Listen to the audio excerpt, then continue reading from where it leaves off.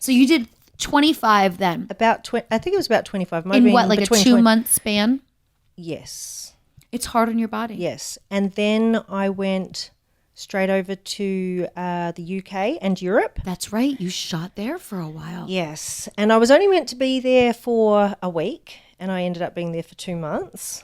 And the way they shoot, especially over in Europe, is very different to here again. Again, very different. Yeah. I know because I did it, so I know. Yeah. Very different. Like multiple scenes in one day. Yeah, yeah. You know, so it's like... The girls show up in Europe for a day pay. They don't even usually know how many scenes they're doing. And if you didn't even know if it's going to be anal gangbang, how many guys. Well, that happened to me one day, actually. They had booked me for 3 scenes in one day. Boy, girls? Yes. Oh, boy. And then they came out and said, actually, we've got another one we're going to put you in first. And it was a girl. And well, girl, you can do a couple of those before a boy girl. Easy peasy. Yeah. So I went and did that. But I did 3 days of like 3 scenes a day. Oh, my God. And by the 4th day... Actually, if you go and look at the public agent, it's just come out. Public agent scene that just came out.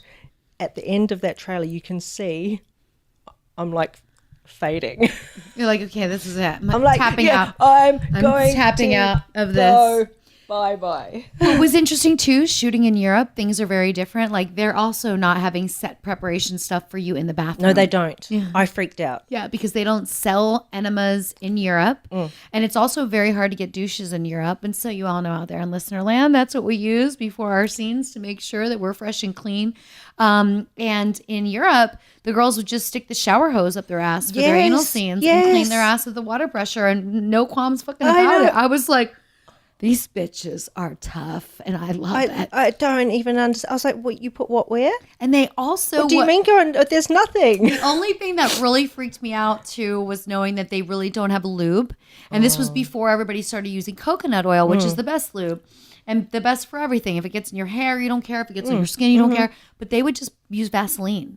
And Vaseline clumps up during an anal scene because it doesn't mix well with fluids. And I just would always be seeing this Vaseline, and I was just like, this is freaking me out. Like, oil it was just and one of water. those, yeah, it's oil and water.